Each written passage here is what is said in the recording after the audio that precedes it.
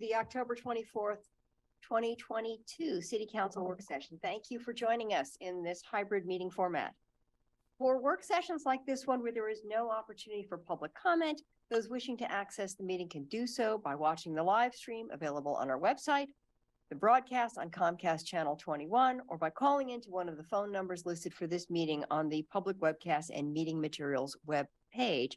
And with that, thank you for joining us, and I call this meeting to order, and I will turn it directly over to Becky DeWitt for our first item, the police auditor selection process feedback. Thank you so much, Mayor. Good evening, Mayor and Council. I'm Becky DeWitt, and I'm here today on behalf of the Employee Resource Center.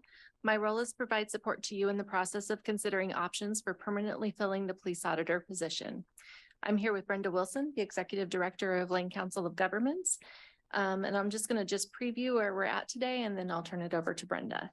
The city charter vests the City Council with the sole authority to hire a police auditor. On February 17th, 2021, Council unanimously voted to appoint Deputy Police Auditor Leah Pitcher as the interim police auditor. That appointment remains in effect until a newly appointed police auditor takes office or either party terminates the agreement. During a council work session last June, Council discussed and considered a variety of options for potentially filling this role.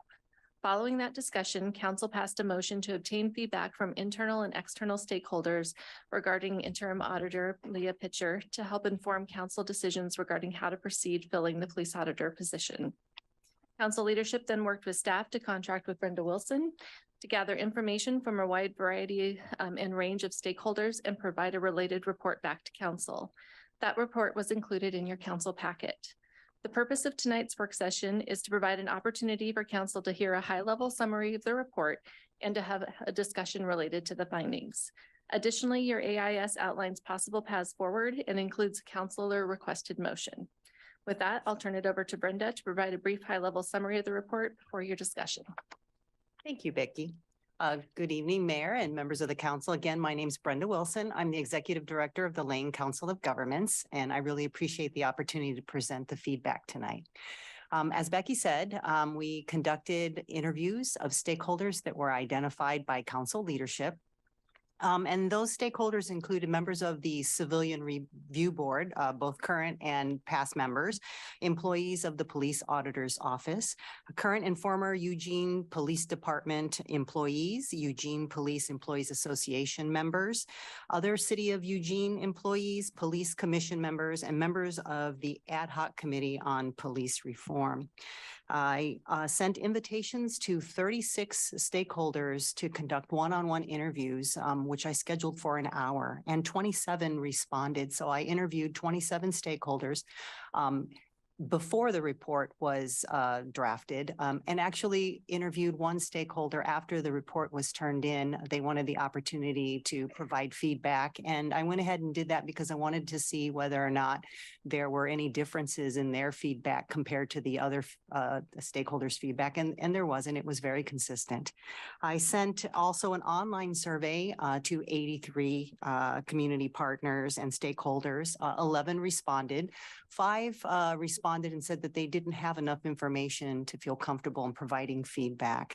And of the 36 individuals that I requested to have an in-person interview with, 2 of them responded saying they did not have enough information or do not want to respond. So I think a lot of really great feedback.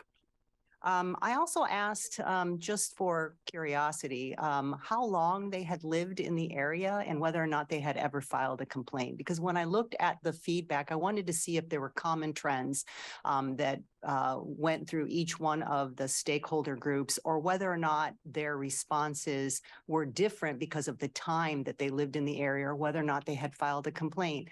The average stakeholder that I did receive feedback from has lived in the area for about 12 years, and only 3 of the 38 have filed a complaint. And I did not find any differences in feedback for people who have filed a complaint compared to those who did not. And there really was no discernible differences in feedback depending on how long someone had lived in the area. So overall, you have the report. So I'm just going to summarize very briefly, and then I'll turn it over for questions. Overall, people find Ms. Pitcher to be smart, very knowledgeable about the process and the responsibilities of the police auditor's office. They find that she's very dedicated and passionate about the work, and that she leads with a very high level of honesty and integrity. And I found this from the overwhelming majority of all stakeholders felt that. They find that she's friendly and personable, and she's also open to feedback and input. And that was across the board. Feedback also indicated that she doesn't shy away from making difficult decisions, the hard decisions, that she stands by her decisions and can explain them, but is also open to changing her mind when presented with additional information. Many felt that she has dealt with very complex issues over the last couple of years, especially since becoming the interim police auditor, and many believe she navigated those issues with integrity and dedication, and that she's built really good relationships with the police department. Challenges that were identified, some of the challenges that were identified by stakeholders are out of the police auditor's ability to change, like how things are classified. And so when I was asking for the feedback, I was able to dig a little bit deeper and ask those questions about why they were answering the way that they were. Feedback specific to Ms. Pitcher focused primarily on becoming more engaged and visible within the community, which has been very difficult over the last 2 years because of the pandemic. And those stakeholders that did respond that they needed to see her more in the community, more visible, also responded that they felt that she had been hampered in doing that because of the pandemic. Timeliness and organization was another big area where stakeholders felt that she needed improvement, but they also noted that the office has been very short-staffed for a long period of time, and that also impacted her ability to go through the complaints and come to a conclusion on those in a timely manner. One of the areas where they felt that Leah could improve was finding more work-life balance. They felt that they were worried about her burning out, but felt also that now that the office is almost fully staffed, that would help her in achieving that work-life balance. Overall, overwhelmingly, the number of stakeholders that responded to the question, is there anything else that I should know, felt that Ms. Pitcher is the right person for this job. They feel that she's passionate about the work. She has ideas on how to improve the processes, which she hasn't really been able to do as the interim police auditor.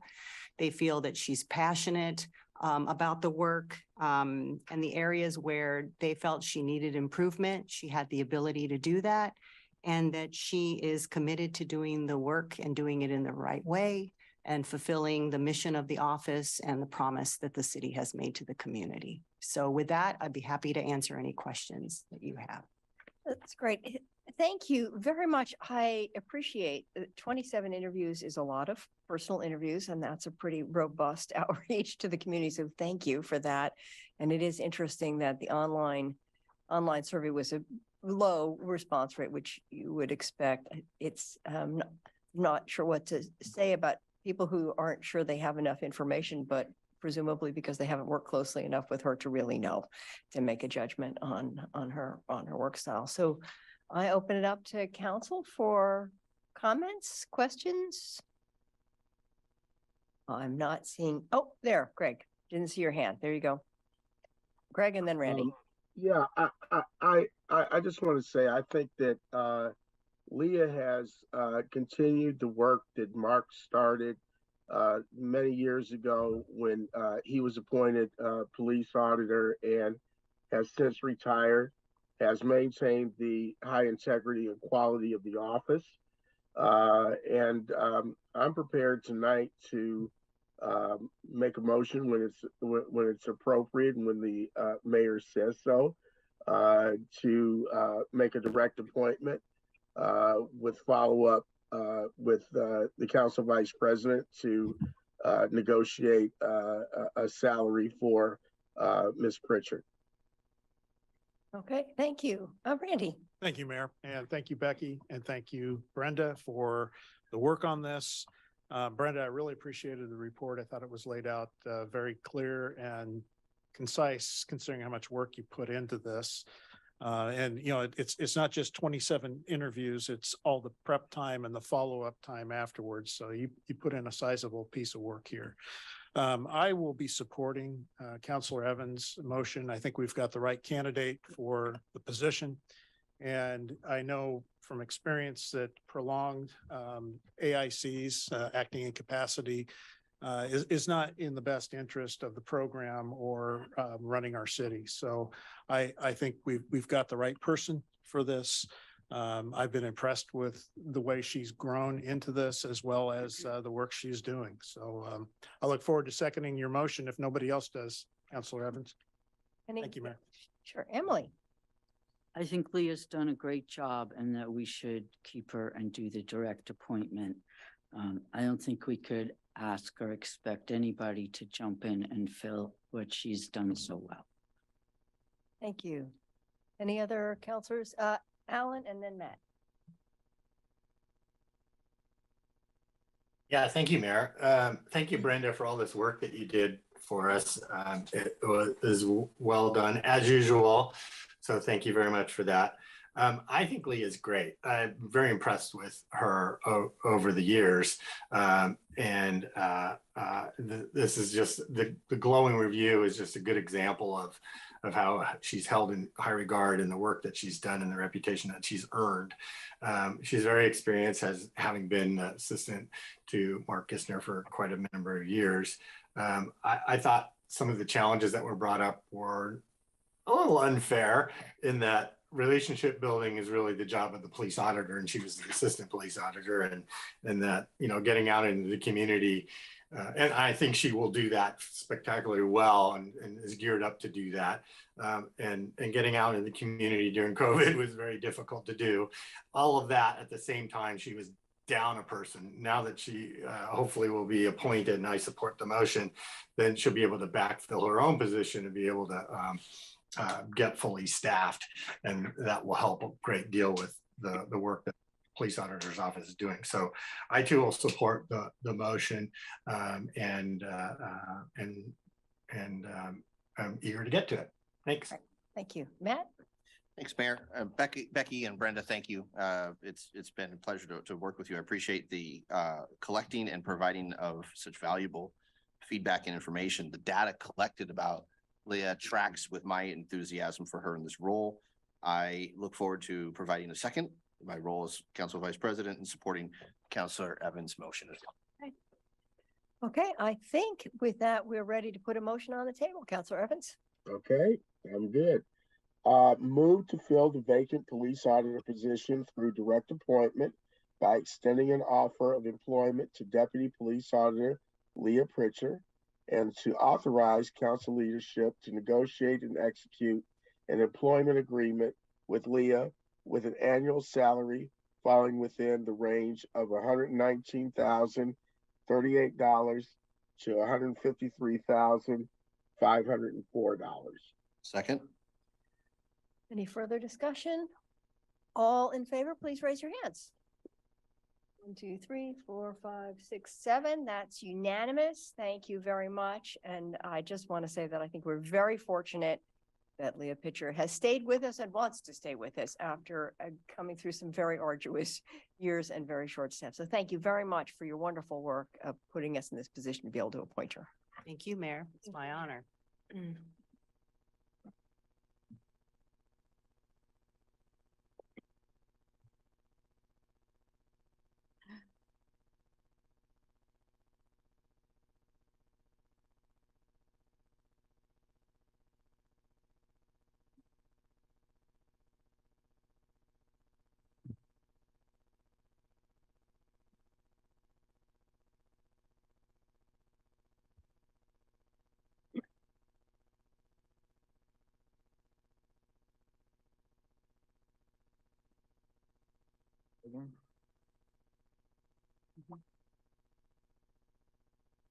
Okay, we're all We settled? I'm gonna want to give you a minute to, Take her a second to get okay, get your plugged loaded up. in. We need hold music. I know, Organ. we've often talked about the need for a little music. Keep everyone calm, Can hum. I'm a hummer. you know, we need, that's Mike Clark's job. He's supposed to provide us with the music backdrop. Careful what you wish for. I have too much kind regard for the general public to torture them in that way, Mayor. What a considerate guy.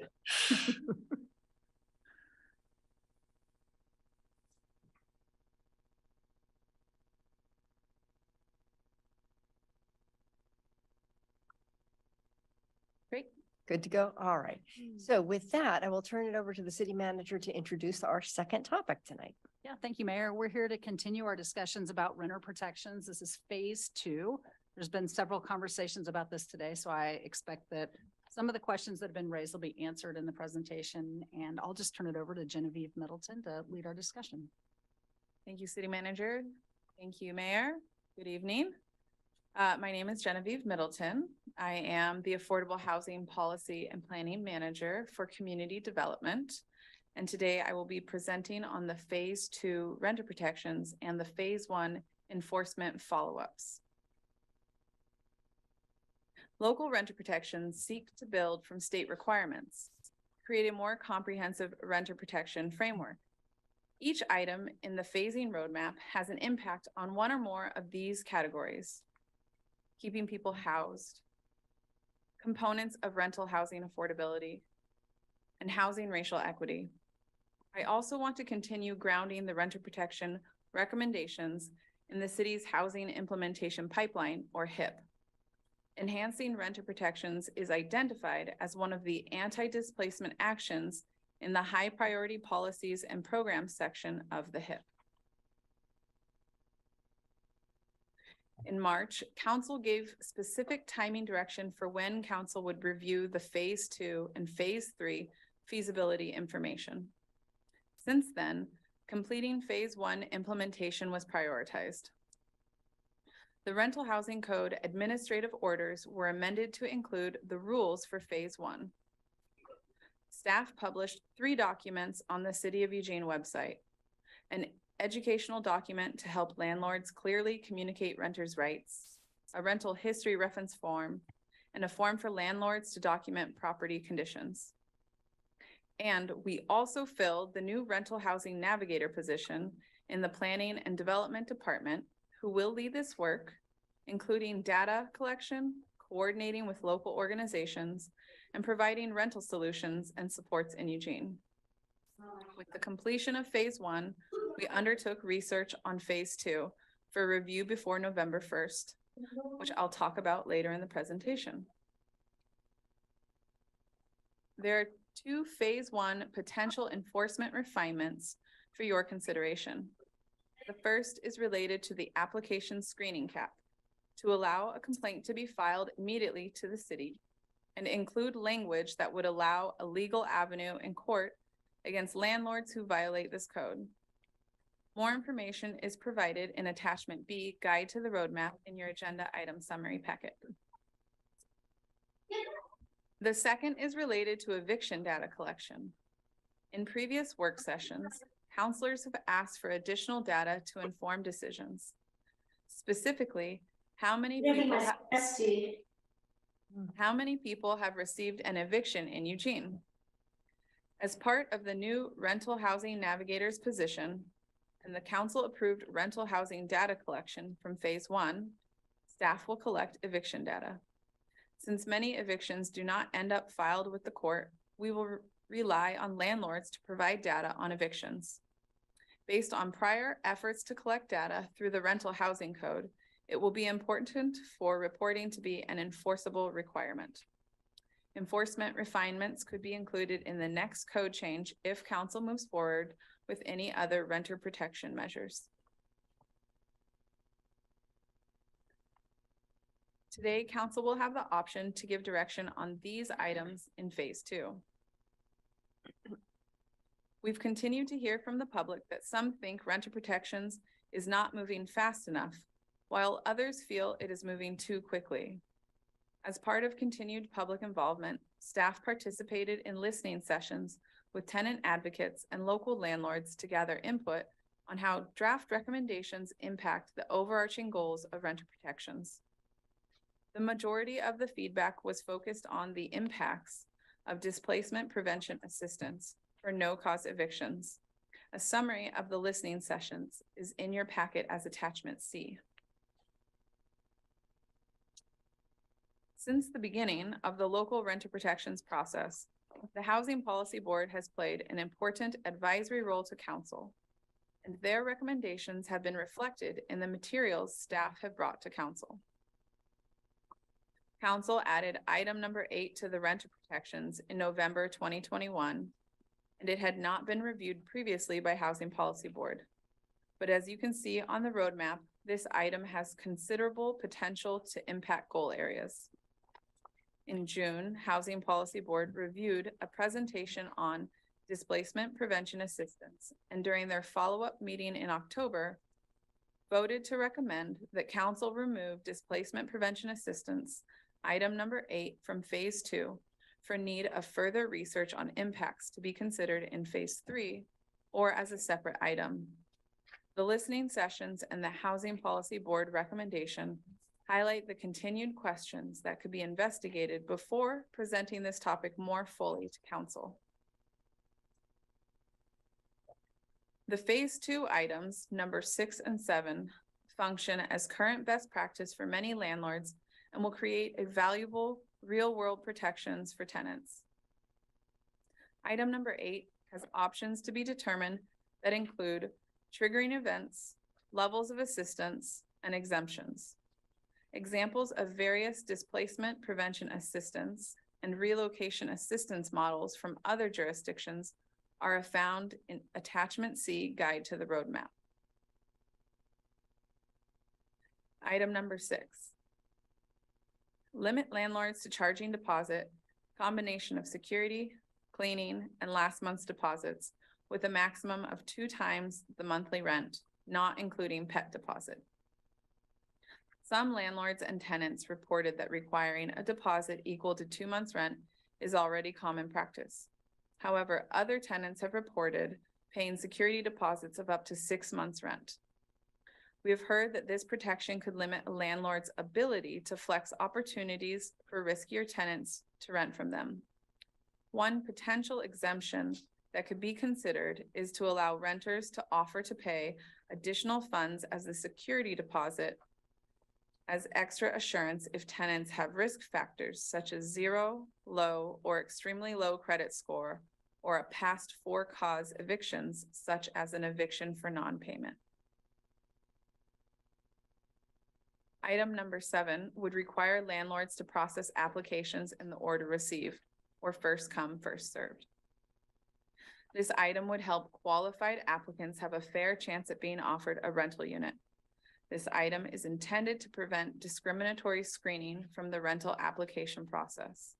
It protects renters by ensuring fair access to housing for the first tenant who meets screening standards, advances fair housing agenda by preventing cherry picking, and mitigates against unnecessary processing of screening fee payments by limiting batch processing. Item number 8 to be considered today is displacement prevention assistance.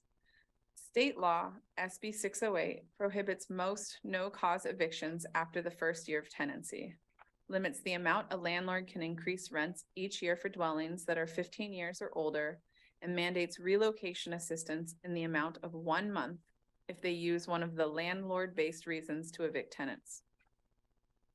Local displacement prevention assistance would provide additional protections for no-cause evictions during the first year of tenancy, expand the triggering events, such as rent increases above a specified percentage, and then the tenant chooses to leave rather than pay the rent increases, for notices of non-renewals, and it would also provide cash assistance more closely aligned with the cost of relocation in the local market.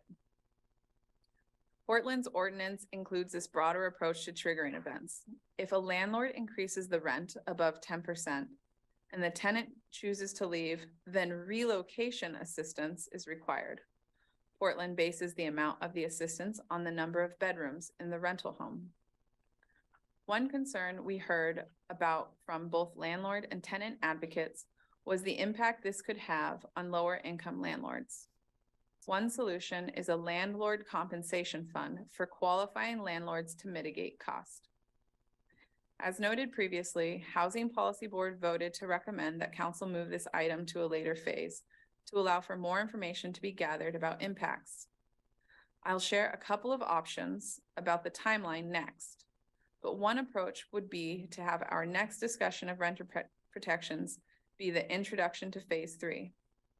If we went forward with that sequence, council could have the option at that time of including displacement prevention assistance with either the phase 2 or phase 3 implementation. Let me show you how that looks. Assuming council has interest in moving forward with any of the phase 2 protections, these are a couple of options for you to consider.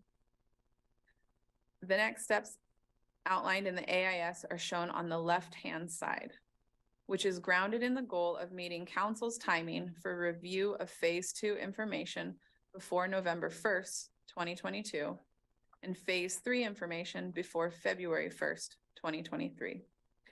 After today's work session, we'll need to focus on phase 3 feasibility, information gathering, and then pick up phase 2 implementation after that.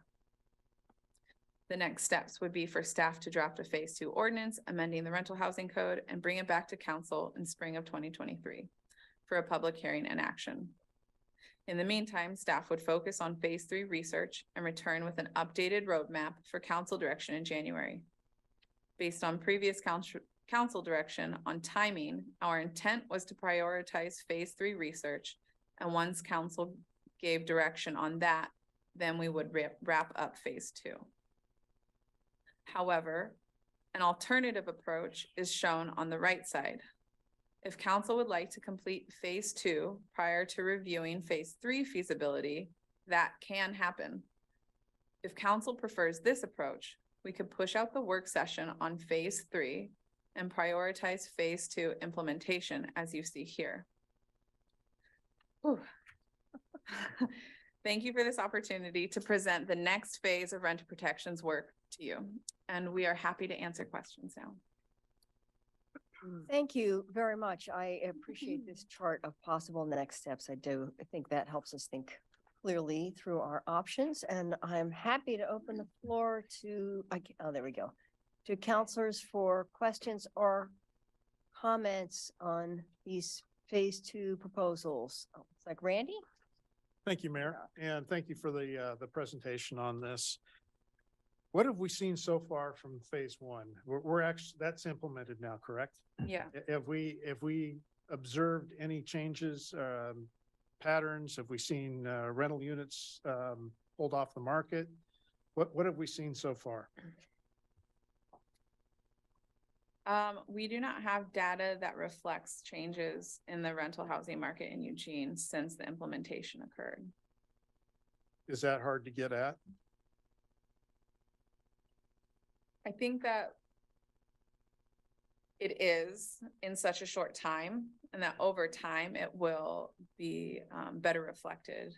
Is there a plan to report back to council of, let's say, a 6-month, 12-month windows so we can get a sense for what is happening out there?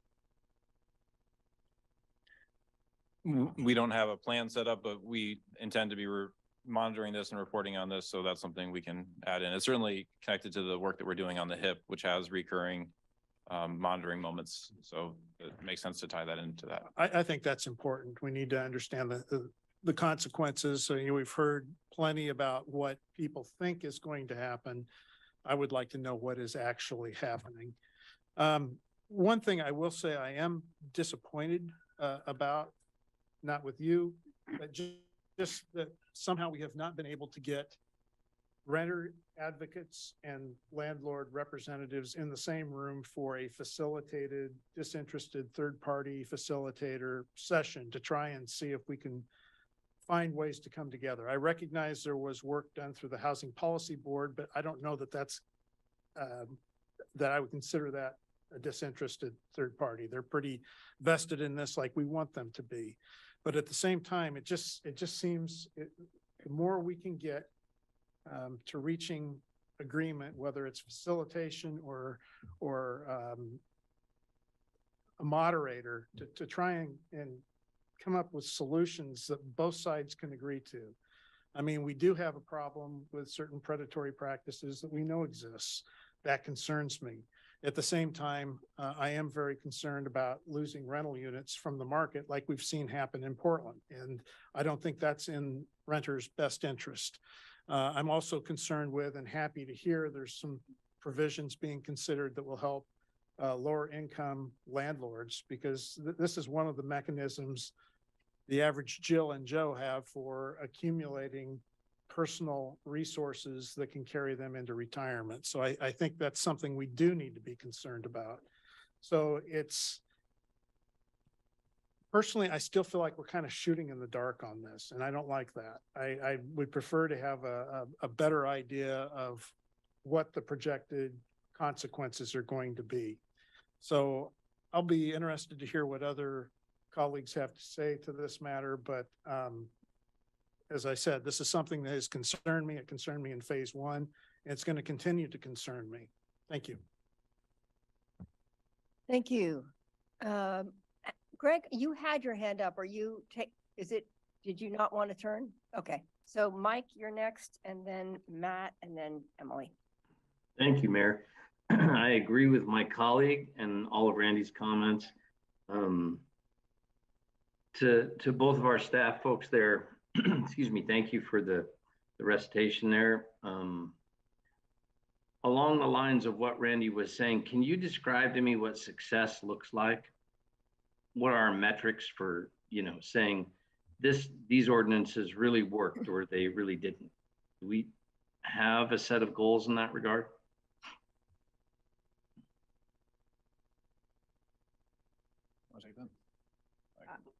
I can talk about the overall goals here. The overall goals are found on attachment B on the roadmap under impacts. And so the goals are keeping people housed, positively impacting components of rental affordability. So keeping rents affordable, and renter protections are considered a component of housing and racial equity policies. So are we tracking with metrics that the average rents now, what they are in the future, what some of these impacts are with regard to those rents that may be increased as a result over time? There is some tracking on rents for multifamily homes in Eugene, and there has been some historic tracking on that and current research tracking on that this year and this fall. Single family homes are a lot more challenging to track rents of. How come, if you don't mind my asking, how come? It's because we don't require that people submit their information. And so we're working on ways to do better, to do more surveys or to do better information gathering. And that's one of the things that went in with the phase one protections, was to create some capacity for better information gathering. But at this point, it's most of those transactions just happen privately. And so because we don't have that information, we're dependent on voluntary contributions of information to us. So we have no way to know whether or not this will have an impact to the good or to the bad on keeping rents affordable, as that's defined, I suppose. Right? I think that's before I just say a simple yes to that, what I'd like to say is that we don't have a good way to articulate the before picture of what we're trying to do. So that does make a direct before and after comparison really difficult for us to do. At this point, what we have to do is focus on the pieces of information that we have. As Genevieve mentioned, we do have some of the pieces, like some of the multifamily rents. We hear anecdotally from people, so it's not enough to put together a specific data set that's, you can compare the two sides. And then we also, because of the information that we have, we don't have the ability to do a clear isolation of how these factors go in against a much larger local and national economy that's changing right now. Right. And I have to say, anecdotally, as you mentioned, there's lots of people have opinions on this. As someone who works in the industry of helping people buy rental homes, I just have to say, my anecdotal experience that I've watched on the street is that I think it's absolute lunacy to imagine that this will be a help for renters. I think that the detrimental effects of these phase 2 measures will be borne out by those renters one way or another over time in a way that will make secure housing in our community considerably more difficult, considerably less available, and less affordable. And I don't plan to support this as a result. I think it's a terrible thing that we've seen both in evidence in other cities, and that is certainly my experience working in this area, that we're going to do a great deal more harm than good. So I can't support that. Thank you. Okay, thank you. Matt, and then Emily. Thanks, Mayor. With respect, I couldn't disagree more with my colleague, my friend in the north. As the only counselor who currently rents in the tightest rental market in the modern history of Eugene, I embrace enthusiastically the reforms in front of us, and I have questions about pieces that are missing that I thought the last time we gathered, we asked staff to come back with recommendations, in particular around displacement assistance. Before I get into that, I want to ask a question about data collection.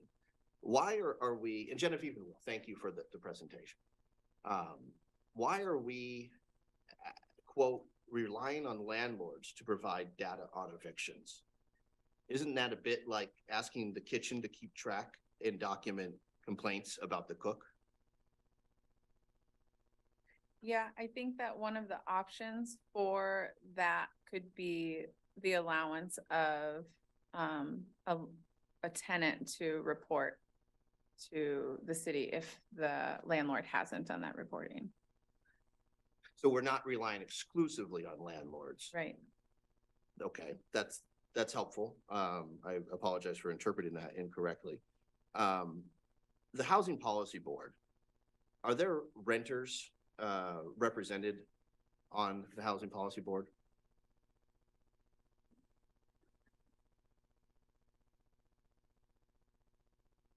I'm not sure of that information. I don't think they are, or at least nowhere near to the level that they could or should be in a community that's about 50% renters. The Housing Policy Board has expressed an interest to delay in regards to displacement assistance, which I find to be lacking in the series of recommendations that are in front of us today. And they've been citing things like, quote unquote, market factors as a reason why folks are, okay, let me phrase it this way. Are our market factors reasons for landlords who have been signing 11-month leases to skirt their responsibility under state law, Senate Bill 608? I don't know if I understand the question. Senate Bill 608, it's my understanding, allows for for protections for renters, correct? Mm-hmm. And a way to skirt Senate Bill 608, it would be a bad faith way to do so, but would be to have a landlord-tenant agreement that comes in under a year lease, correct? I don't know if that, I don't know if I would characterize it as skirting the law, but it does, it is crafted to, avoid the implications that come in with a longer lease. It's happened to me. It's unacceptable. And if our mission, moving away from that piece, if our mission, as you pointed out, is to keep people housed, embrace components of rental affordability, and provide a semblance of housing, of racial equity in regards to our housing, I would suggest that we need to examine what council asked staff to examine and implement, which is a displacement assistant piece. Displacement assistance keeps people housed. It's a critical component of rental affordability, and it's squarely nestled in racial equity in regards to housing. I'm gonna need a second round, Mayor, because I want to read for my colleagues an email that was shared with me from the Springfield Eugene Tenant Association that gets to the point that Councilor Groves made about the conversation between landlords and tenants. You're way Thanks. over. I'm sorry. I should have watched the clock better. Emily. Thank you. Can you remind us of the undesired outcomes from displacement protection that might hurt renters? These are sort of some of the things that we have heard from the listening sessions that were held on, in September. And, selling of rentals and investing in other communities, and increasing,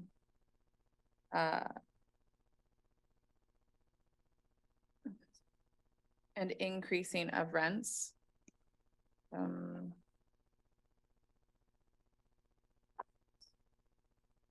I can add one point to that, which is the selling of a rental isn't necessarily at face value an issue.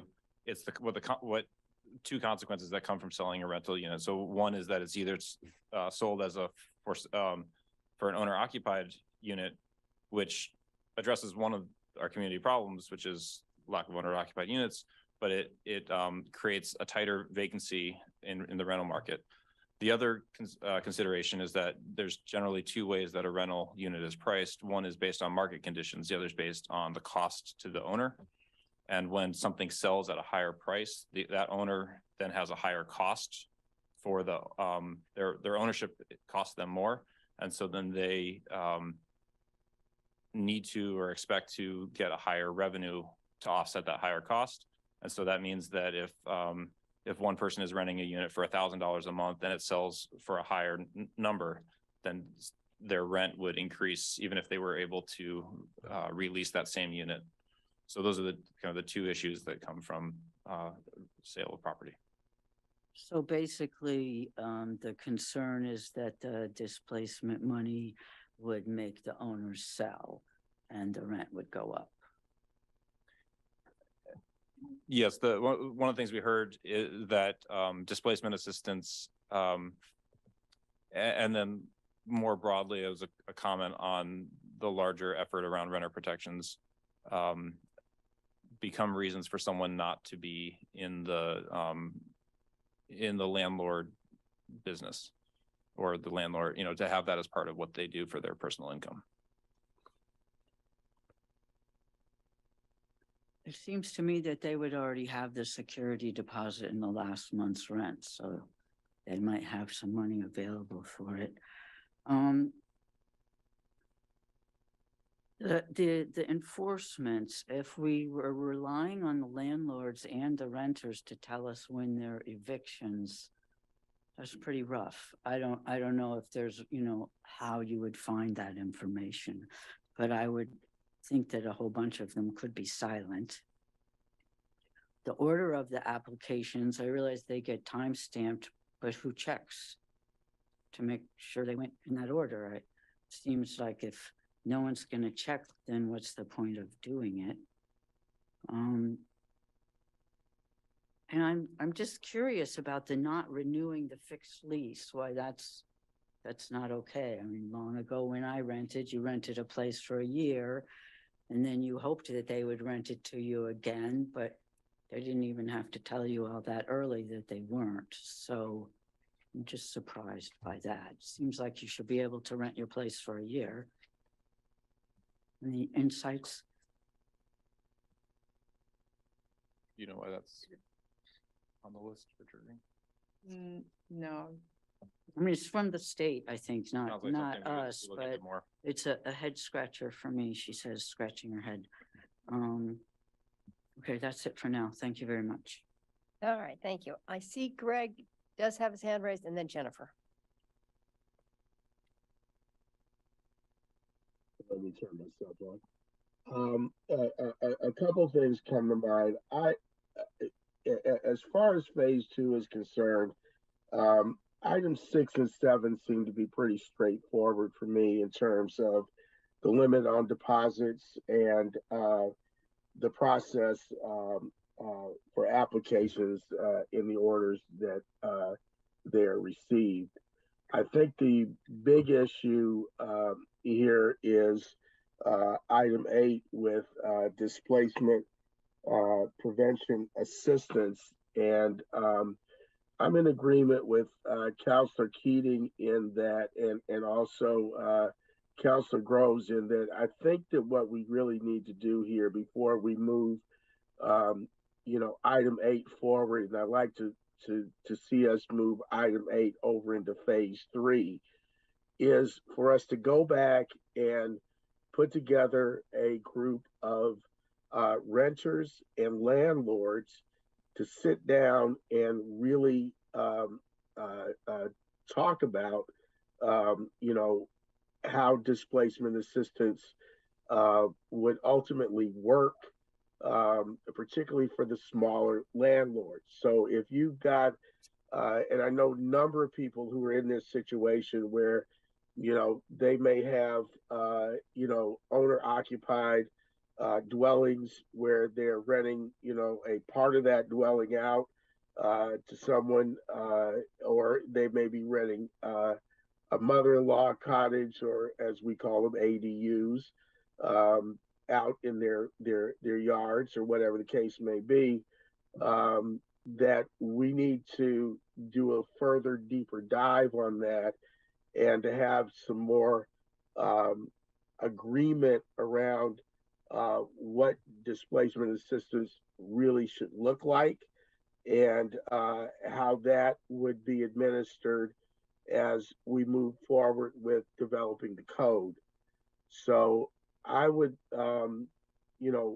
be more than happy of moving items 6 and 7 forward in phase 2 now, and then looking at moving item 8, displacement assistance, into phase 3 with the proviso that we are bringing together landlords and renters in a way of having this conversation in a more in-depth and granular way to get the best result possible in terms of the ordinance and the code.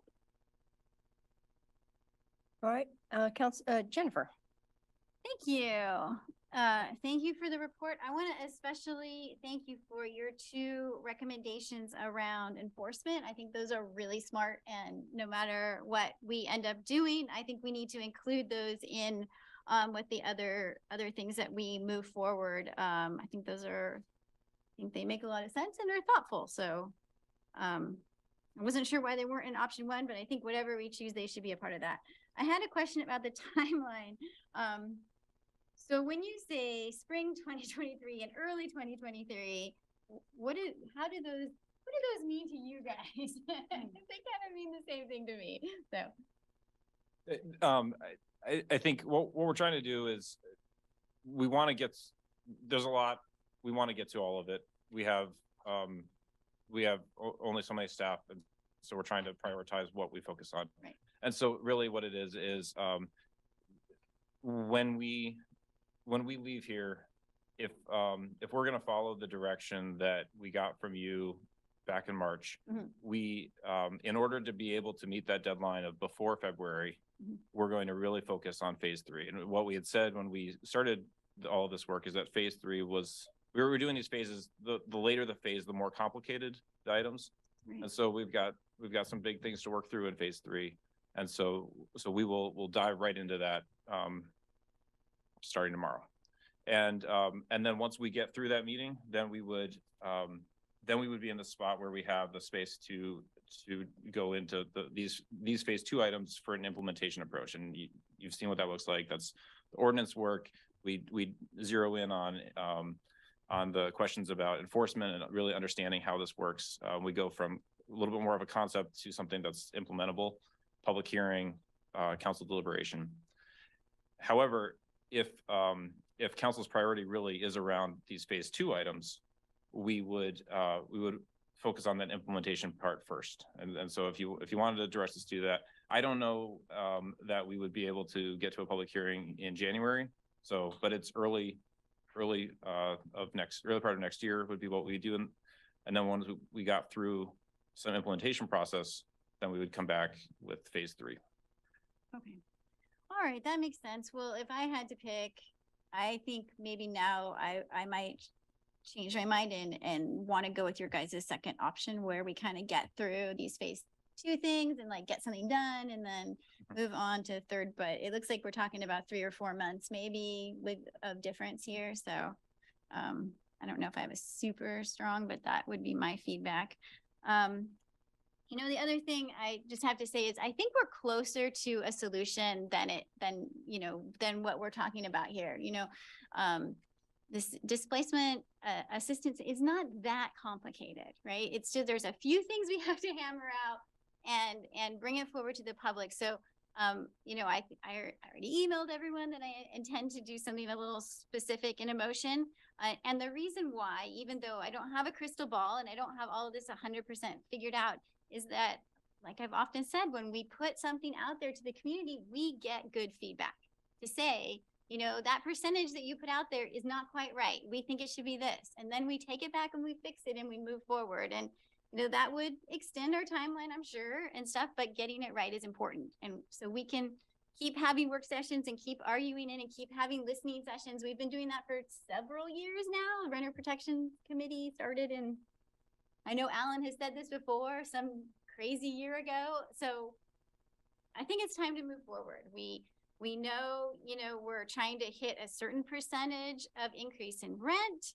We're trying to create a small landlord compensation fund so that folks who are low income can get help to be able to keep their rentals and, you know, do this program that we know is important for their tenants.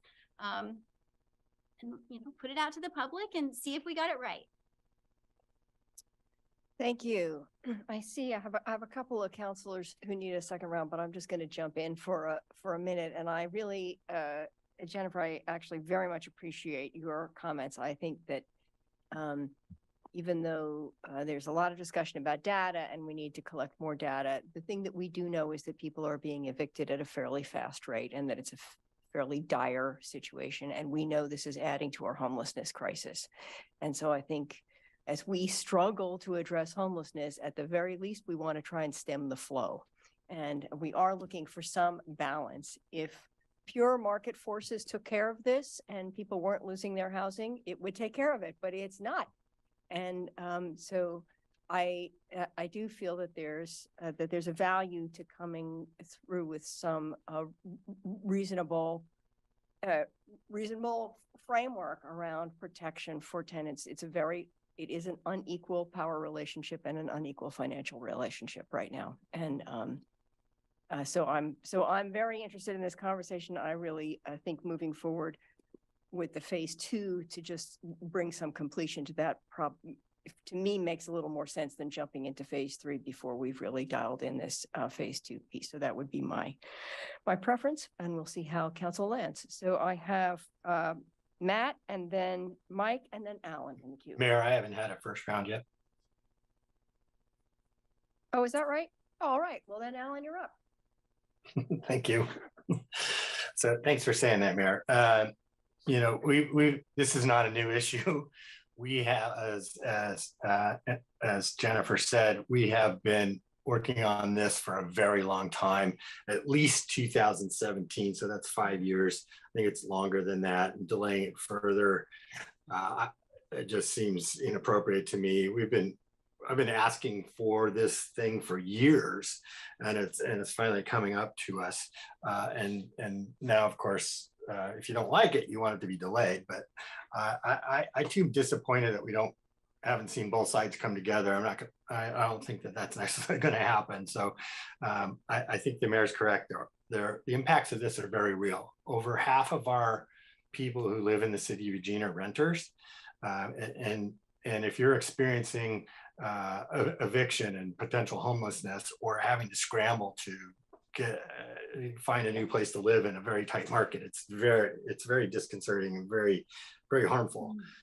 So I'm interested in moving phase 2 to a public hearing. That doesn't mean we're deciding on this tonight.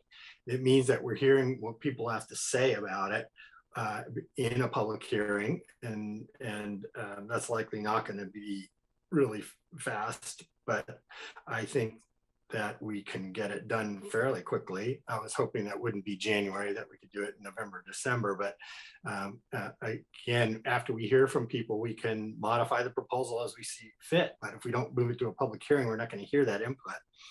If I had my druthers, I would implement 2 before we started doing phase 3 for staff's benefit. When we do bring it to a public hearing, specifically, I'm interested in the first come, first serve rule. I understand what it's trying to prevent, but I'm not sure I agree with that. So I'd like to hear what people have to say about that. Specifically, how would we do the DPA? And I think Jennifer's going to move forward a motion, and if that 5% number is right, if 10% number is right. I think how we would come up with and develop a small landlord fund and what the source of the income would be is really interesting. I would like to hear from people about. And then finally, what are the appropriate limits on deposits is another thing. So I'd like to hear what people have to say. I do, as other counselors have said, like the enforcement ideas. I think from phase 1, those are a great idea. So I'm willing to move this forward to a public hearing, again, realizing we're not deciding now, but it moves us forward and gets some more input. Thanks, Okay, Mayor. Thank you. Matt, and then Mike. Thanks, Mayor. I too am excited to move this forward to a public hearing. I appreciate Jennifer's approach, looping in displacement prevention assistance. And to the comment, Randy, that you made, it's laudable to bring these groups together, but I want to read to you all communication directly from the Springfield Eugene Tenant Association. Quote, since your last meeting on this topic, several more attempts at compromise have been made with representatives of the local landlord community, including official focus groups with the HPB, and unofficial conversations among advocates. None of these efforts have been met with good faith communication. This is not new. It merely continues their stance from the very beginning of this process more than a year ago. There have been repeated asks to delay for input. Meanwhile, they did not come to the table to discuss policy specifics whenever the opportunity is offered. In the meantime, there has been significant retaliation. This raises all hackles, Mayor. At least 2 of the tenants that were recruited to testify at our last meeting on renter protections were apparently no cause evicted immediately afterwards. Eugene Springfield Tenant Association goes on to say, I've confirmed that one of them is now unhoused and living in their car with their 4 children. We have not been able to contact the other. I find it tragically ironic that the very mechanism that they were advocating for council to fix with displacement prevention assistance has been used to push them into homelessness. Displacement prevention assistance is a homelessness prevention measure. Additionally, a group of landlords have taken it upon themselves to call the daytime employer of one of our main organizers and repeatedly argue that they should be fired for their advocacy, which has been conducted as part of a private citizen and not as a representative of their employer. They're all volunteers.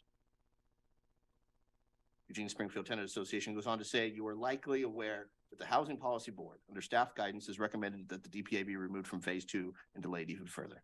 Staff and advocates have already done an admirable job compiling data and research. The findings are persuasive and thorough. From the guidance given to the Housing Policy Board, it appears to us that staff has been unwilling to recommend specifics for the policy to you until all possible variables and permutations have been accounted for. It goes on, concern. And the longer this waits, the more pressure is applied to tenant advocates and the fewer of us are able to speak up in support. That is beyond concerning. If we wait till March, what is that, 100, 150 more evictions? Countless others being displaced from the 14.6% rent increases, and the tactics that I shared with you tonight are unacceptable. I applaud and strongly encourage we support Councilor Ye's amended or proposed amendment to weave displacement prevention assistance into the phase 2 recommendations. Okay, thank you. Mike and then Randy. Thank you, Mayor. In the state law allows for rents now, unless I'm mistaken, to be raised by a maximum of 14% annually. Anyone who imagines that isn't the norm from this point forward with all these additional provisions, I think you're in for a surprise.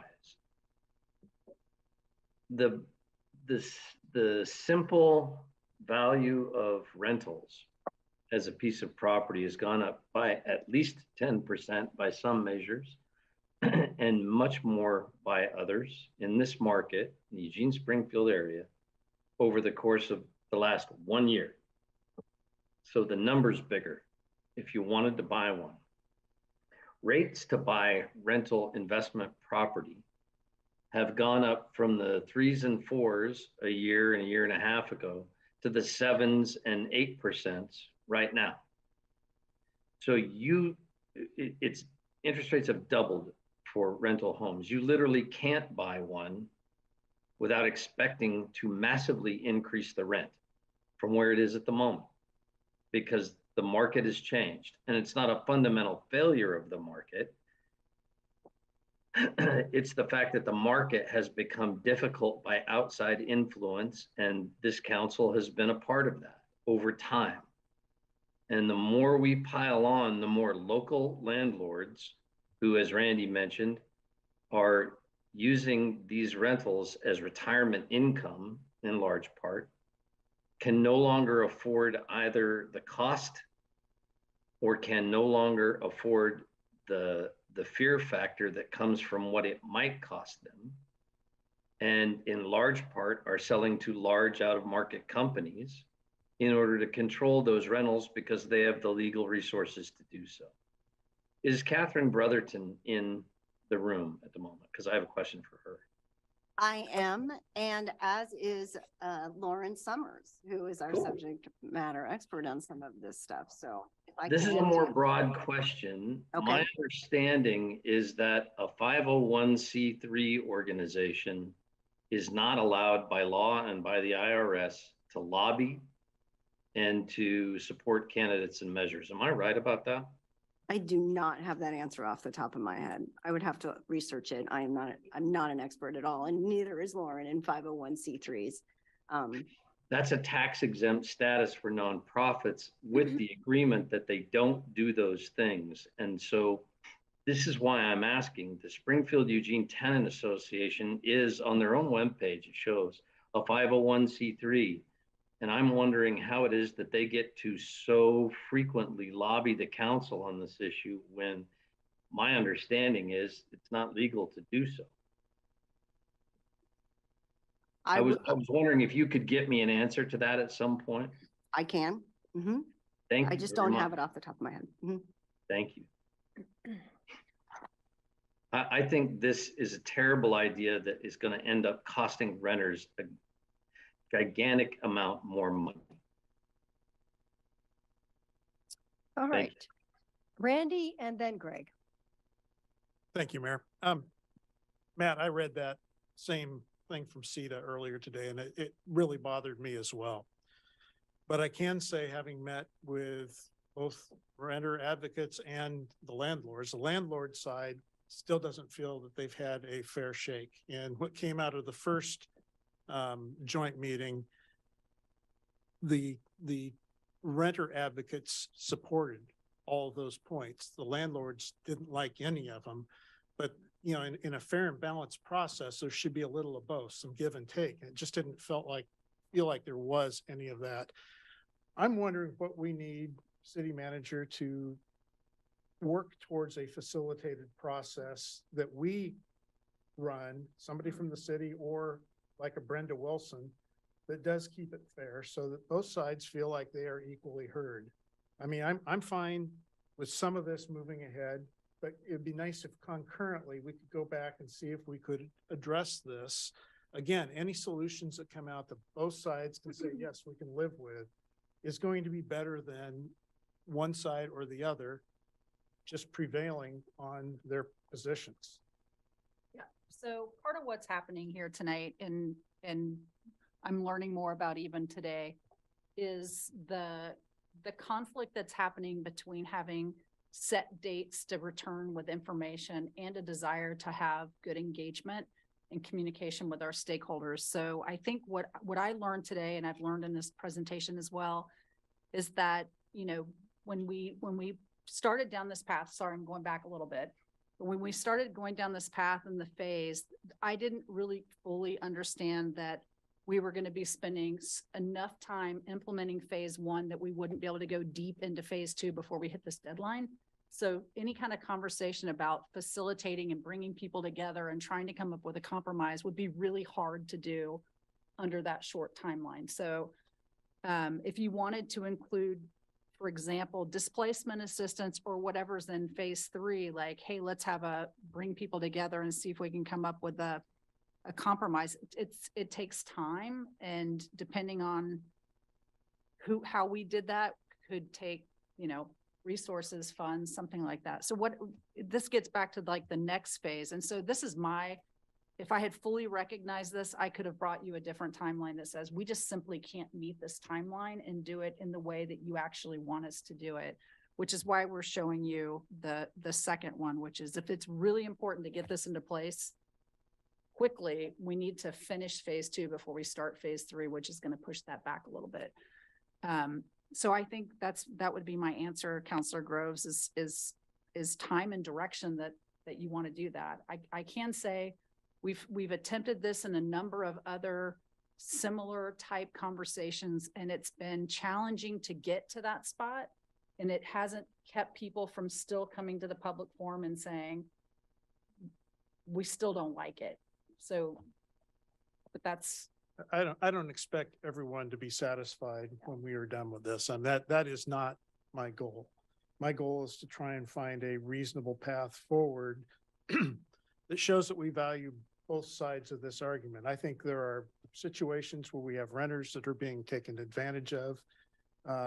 We also have landlords that are trying to hold on that are really scared about this. And I think we are doing our community a disservice if we are pushing rental units off the market when we're already at a paltry 1.5% rental vacancy rate. And I did have one advocate tell me, let the sell-off begin. And he was speaking specifically towards single detached occupancies. And I pointed out that some people absolutely need houses. They can't reside in an apartment complex.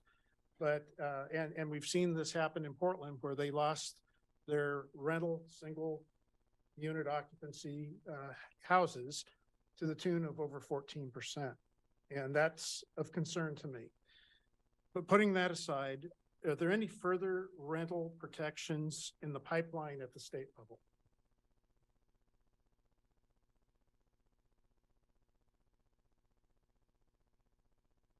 Potentially. From what I've gathered by attending the Oregon Housing Alliance, the upcoming election is going to impact priorities for various advocacy efforts. it would be nice to know what's coming down the pipe as well. And again, I'm not interested in delaying this forever, but at the same time, I feel like pieces of this, the cake isn't ready to come out of the oven yet. And that's for sure on number 8. I would agree with actually the Housing Policy Board that wants to delay that for some more detail. I'm less concerned with items 6 and 7, although I understand that they will have an impact as well. I guess I'll watch and see how the motions are made and where we end up. Thank you. Okay, Greg and then Alan. Oh, yeah. Right. Yep. You know, I'm interested in moving forward with a public hearing on items 6 and 7 in phase 2. I'm going to remain open to you know, hearing from the public about item 8, displacement assistance as well. But I think that, and I'm just kind of just taking a read of the room and the temperature right now, that I think most of us can wrap our heads around 6 and 7, you know, and hearing from the public on those items, with us trying to still work through displacement assistance in item 8, you know, at some point down the line here. I don't know whether we are ready to move forward with this as a package for a public hearing, a full package or not.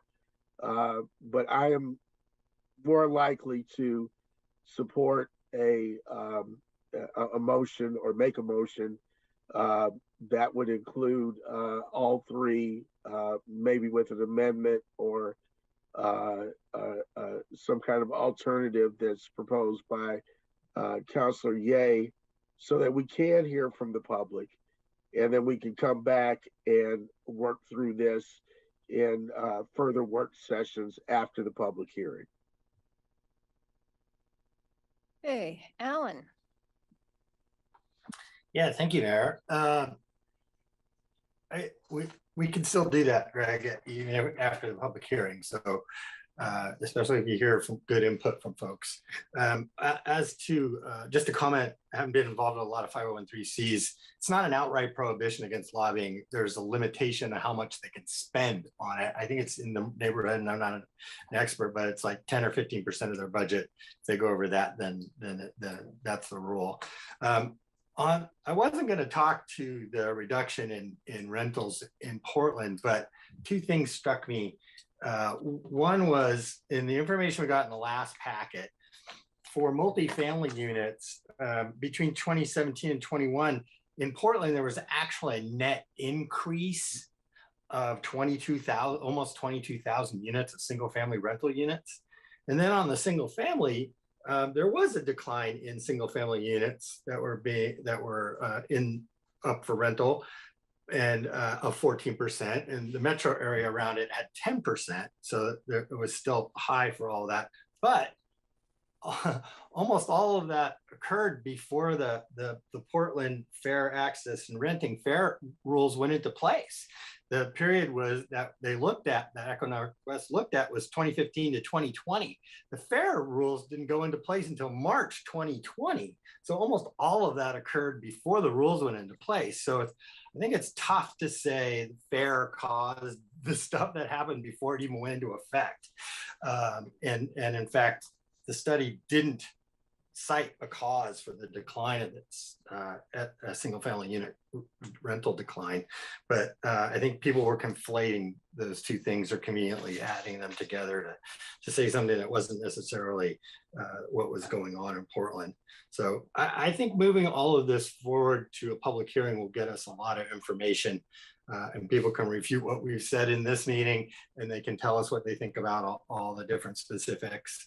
And then the council will have another work session. We can decide where we want to go. But again, we've been doing this for a very long time. I think it's 5 years is a long time, and it's time to move this forward. And as the mayor's other folks have said, the impacts are real. especially if you're being evicted and you're potentially looking at homelessness. Okay, thank you. I have Matt and then Jennifer, and then I want to put a motion on the table. Thanks, Mayor. I just want to read into the record, since there's been some concern brought up about 501c3 status.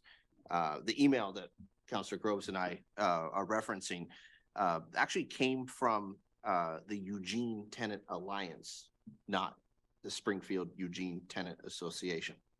So just want to make that clear. But I do have a stat from the Springfield Eugene Tenant Association, which is pretty alarming. Between January 2022 and August 2022, 191 reports of no cause evictions. 191. So I enthusiastically support and champion the effort to make certain that the upstream answer of displacement assistance is woven into the solutions presented tonight. And I look forward to bringing those forward to a public hearing. Thank you. Okay, Jennifer.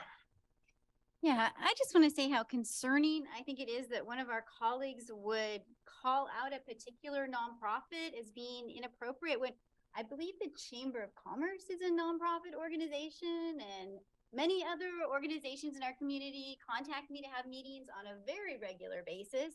And I meet with every single one of them that I can.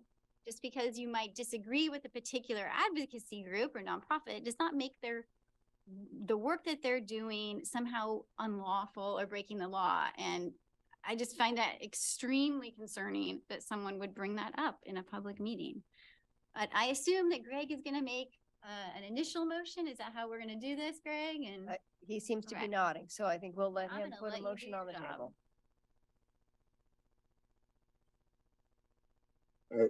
Is Mike going before me? Yeah, Mike, do you need let's see, Mike, do you need a third round before Yes, that? Mayor, I just wanted to correct my colleague. I didn't call anybody out on anything.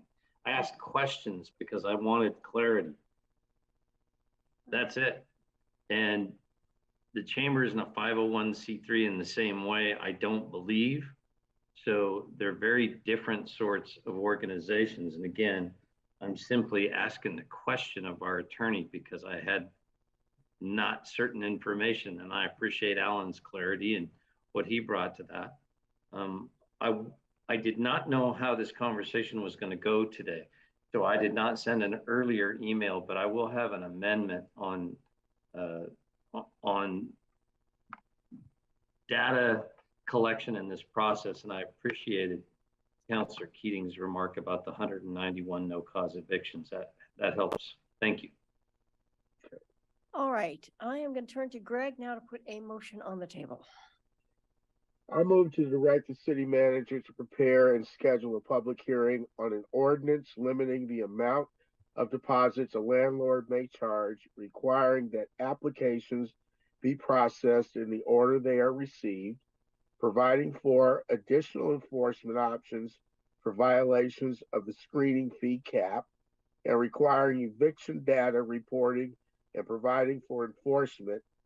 Additionally, direct the city manager to bring back more information on displacement prevention assistance as part of phase 3 of renter protections. Second. Okay, Jennifer, go for it. yeah, thanks. So I'd like to move, and Catherine, please interrupt me if I do this wrong. There's multiple options here and I might. So I want to move to amend the motion to replace, additionally direct the city manager to bring back more information on displacement assistance as part of phase 3 of renter protections with requiring with, shoot, my thing's going wrong.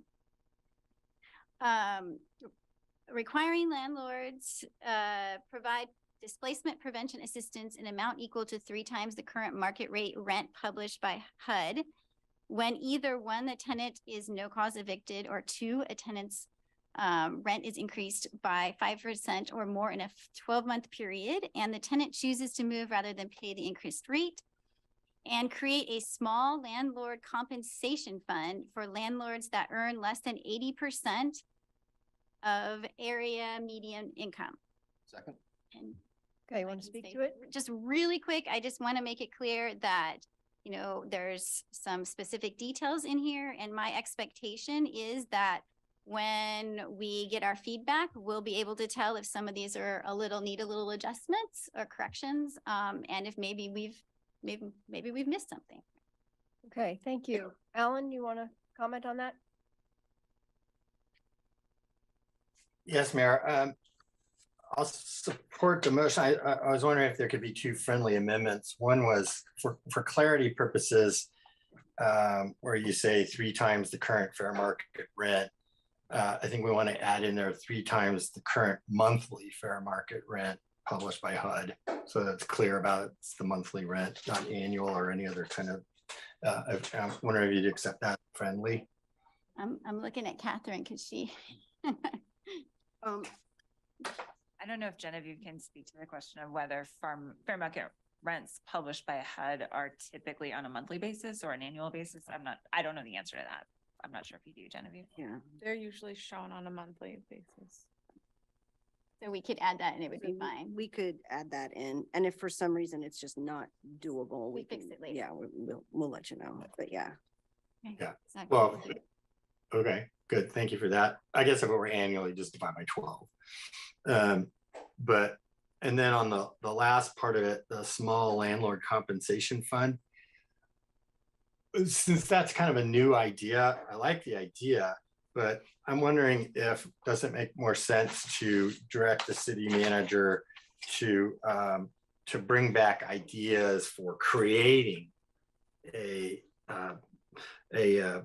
small landlord compensation fund, and including sources of the funding. And I'm wondering if you would accept that as a friendly amendment, as opposed to just going and creating it, because you don't even know how it would work or where the money would come from.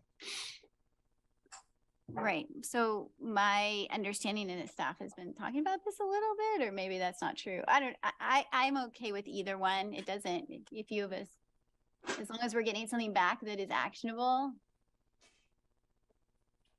Okay, so right now, it would be very different because your motion would be to have the ordinance actually create the draft ordinance. So, and what I hear Counselor Zelenko proposing is it actually wouldn't be included in the ordinance. So if you want to accept that friendly and the second will accept it, that's certainly up to you, or Counselor Zelenko could make a motion to amend to make it an information, like another work session. Information. To include in phase 3. Which Yeah. would be included Well- in phase 3. Mhm. Well, because I guess no, because I think they need to be in tandem with each other, because the small landlord fund is supporting to make sure that the other part of it works for low income folks. Otherwise, so they need to stay together. Yeah, I don't disagree with that. I'm wondering what we would get back with the direction to create such a fund. What would it say? Would it have all the specifics about what it would look like, how it would operate, and where the funds come from? Because not in the ordinance. Well, what we're gonna do it. It wouldn't likely be in the ordinance, no. Not based on the current timeline of, I mean, that's just a lot to build out in specificity. That's what you generally see in. Right, so we would create the concept and then we'd figure out the details in the second phase. That's kind of, I think, what we're talking about here. That was my expectation. So we would create this Mhm. fund and then we would work on the details separate that wouldn't go into the ordinance. A possible addition could be to have it specifically reference administrative rules that could be created to implement it. And then that would be where you would see actually all the details live out. You want that in the thing, in the. Motion. With just this amount of information, we would almost by approach have some administrative rule allowance process in there. Otherwise, it just wouldn't be enough to implement. Okay, so do you need something added in here to cover what Alan's, or is it implied? What you and Alan are speaking of are different though. So, I mean, it's either one or the other. You can leave yours exactly where it is. The details of this will not be seen in the draft ordinance that comes back to you. So, But, Right. but So keeping in mind, you are still going to have a public hearing and another work session to refine this. So you still have the option of saying, this is what we want to do.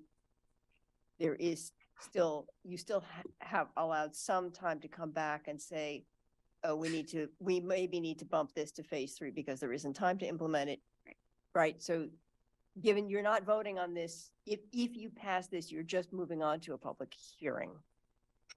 You still have the option of refining this or pulling it. Can I make just an offer of actually having a draft ordinance come back to you to talk about at a work session, instead of having these things and then have this go directly to a public hearing? So you actually, as a council, are looking at it, hearing about it and talking about it along with the public, that we have another work session on the draft ordinance with all of these pieces in it, and then we could refine it before it goes to the public hearing.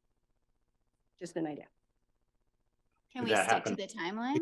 Yeah, exactly. Well, the timeline is pretty loose right now. So I mean, it says, sort of early 2023. And I think that's just based on how complicated of an ordinance is it going to be to write as we get into the details of it. So I think regardless of whether we come back with I think it depends on how many amendments you would make to it. Because you could have a work session and a public hearing within a week of each other, as long as you don't make a ton of changes. Randy, do you want to speak to this? Yes. Oh, sorry, do you still have, sorry. Yes, lots of Okay, time. So, you still have some time. Okay, go for it, Yeah. Alan.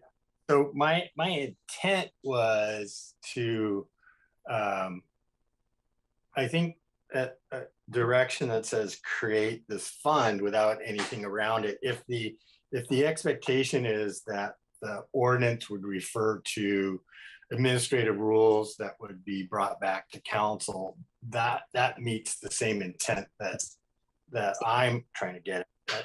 I don't think, Jennifer, you can actually just create the fund without having the deal. So I think we're talking about the same thing.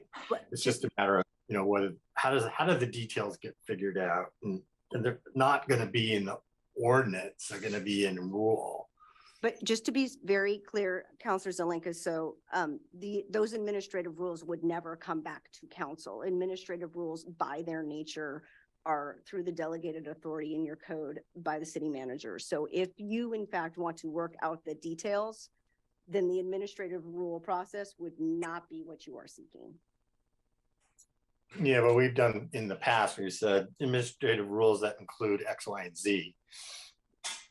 That's what we did on, for instance, on paid sick leave. Yes, those are the details that we, right, this is. They're not it's necessarily looping. details, they're the direction to what gets including, so. Okay, so I'm going to let Randy speak to this and then we'll try and sum up where we are. Thank you, Mayor. I do appreciate what Jennifer's trying to do here. I do like the idea of a low-income fund to help with some of those costs and the burden that puts on low-income landlords. At the same time, I just feel we're trying to rush something that's really complex here or potentially complex. I like the city attorney's suggestion of another work session before this one piece goes on to public hearing. With that said, I'm fine moving items 6 and 7 to public hearing and separating 8 out. Thank you. Okay, so where we are is we have a motion on the table. You want to reread it for us? Yes, Motion to I can amend. do that. So the motion to amend, so you have the main motion on the table is read by Counselor Evans, and then currently the motion to amend is to replace the last sentence of that motion, which reads, additionally direct the city manager to bring back more information on displacement prevention assistance as part of phase 3 of renter protection. And the motion to amend that is on the table is requiring that landlords provide displacement prevention assistance in an amount equal to 3 times the current monthly fair market rent published by HUD when either 1, a tenant is no cause evicted, or 2, a tenant's rent is increased by 5% or more in a 12-month period and the tenant chooses to move rather than pay the increased rent, and create a small landlord compensation fund for landlords that earn less than 80% of area median income. Okay. Okay, so all in favor of the motion to amend, please raise your hands. 1, 2, 3, 4, 5. Okay, opposed? 2. All right, so now the motion to amend is on the table. All in favor of that motion. Oh, Mike, do you need to speak to this? I'm sorry, I was going to make another motion to amend after Jennifer's is done. Are we there? Because you just said. Yes, we've approved the motion to amend, and so Okay. now, yes, we're there. Thank you. I move that we direct the manager to come back to, as a part of this, to a public hearing language that would outline a process for staff to collect metrics on our success or failure to achieve the goals of this particular program, with the categories of information that will be collected. And if I get a second, I'll speak to it. Second. Thank you. Yeah, I'm happy to let Catherine do that. She's much more eloquent than I am at this sort of thing. What I'm trying to get at is we don't currently know whether or not we're making any difference at all. And we should know. I mean, I appreciate that Matt just quoted the folks of Springfield Eugene Tenants Association that there's been 191 no cause evictions. That's good information. I'd like to know that. So as we pass this, will there be more or will there be less? That's information we should probably know. And so this is simply to ask the manager to come back with something that directs staff to gather that information so we can review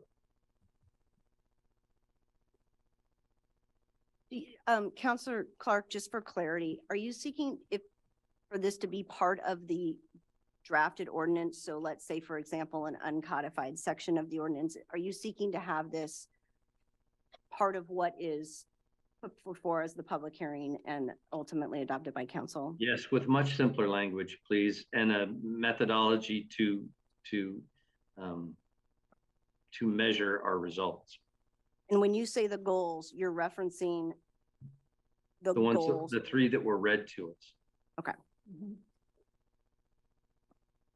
Can I just ask for clarification? So I understand your request for metrics. We did talk about data collection on evictions as something that's being proposed in the enforcement pieces. You're wanting other Well, data around the market. I asked our staff, do we have metrics? Do we keep, any kind of count of the things that were amongst the 3 items that they mentioned as goals of doing this in the first place? We don't keep records of, and Will mentioned, because with single family residences, that's harder. I want to be able to know next year and the year after that, if we put this in place, that it worked or it didn't work. Right. So we're actually measuring our results. I'm just trying to understand whether this is an overlapping request for data, because Will had also commented on the HIP would also include data collection on affordability and equity. So I'm just trying to be clear I'm about leaving whether the we're asking process. for an unnecessary layer that we've already got or not. No. I'm just leaving this up to the manager about how she comes back to us with that. So if it's data that will be collected already, then we can talk about it here too. I'm not sure that the goals, 3 goals of this particular program match equally with the stuff that's being done with the HIP. So I'm leaving it to the manager to do that. But when we talk about the effectiveness of this or the non-effectiveness of this, I want us to have staff with easy metrics they can refer to.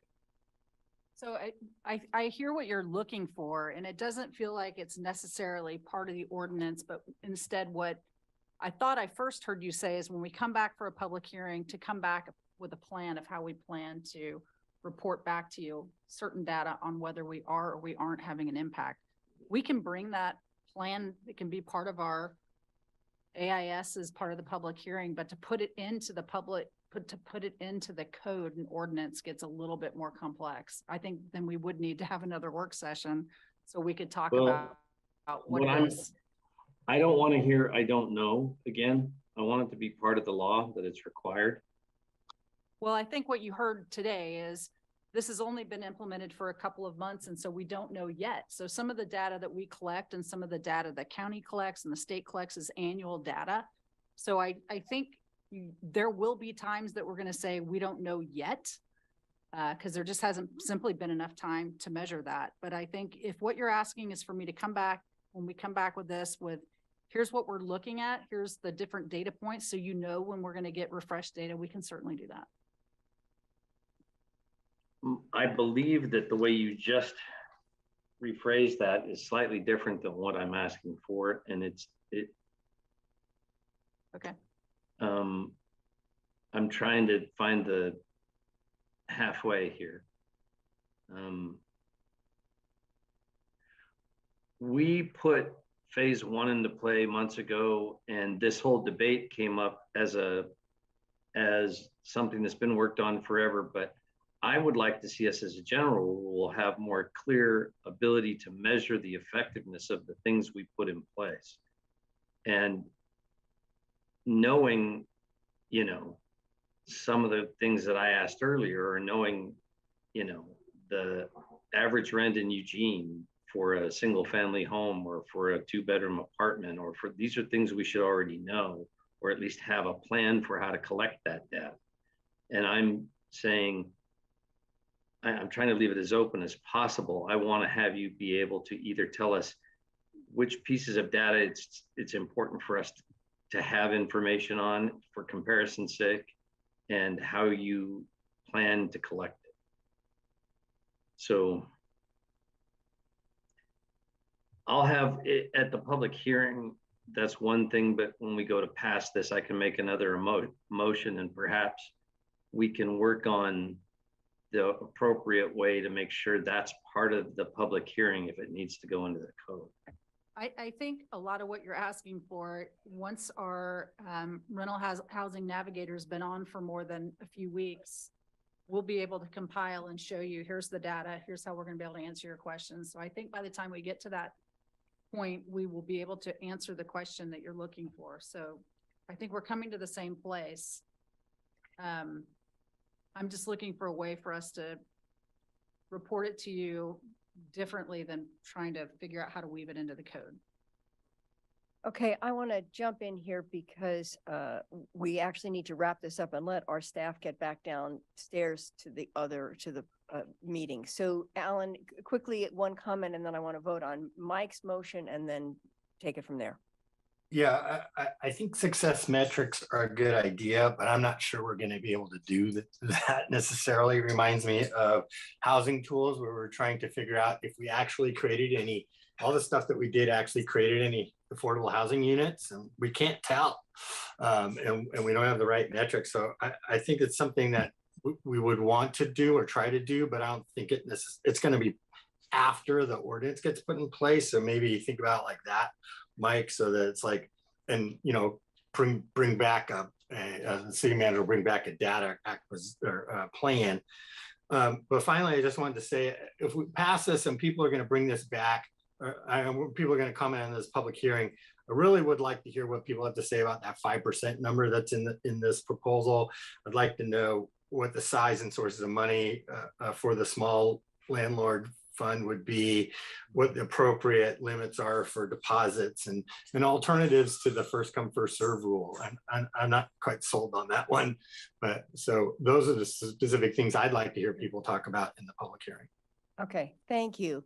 So we need to vote on Mike's proposal to amend regarding adding the requirement for data to come back as part of the ordinance language. Process to that ever so briefly. Very briefly. It seems like an extra layer, Mayor. It really does. And it also seems like it's overly prescriptive, telling the new housing navigator how to do their job. I hear loud and clear from the manager, it's going to be woven back into the AIS. I love the idea of data collection. I don't see a reason for this to be codified into ordinance. All right, so now we're going to vote. All in favor of this motion to amend, please raise your hands. 1, 2, 3, Opposed? 1, 2, 3, 4. Okay, that goes down. So we're back to Jennifer's motion. No, now no. it's the main motion as made by. Oh, Counselor main Evans motion as as amended. amended. Sorry, main Mhm. motion is made by Counselor Evans as amended by Counselor Ye. All in favor, please raise your hands. 1, 2, 3, 4. Opposed? Oh, 5. 1, 2. Okay, that's great. Greg, you were in support, correct? Got it. Okay, so that passes 5-2. Thank you very much. That was hard work. We ran over, and good luck, staff, getting set up downstairs in time. We're adjourned.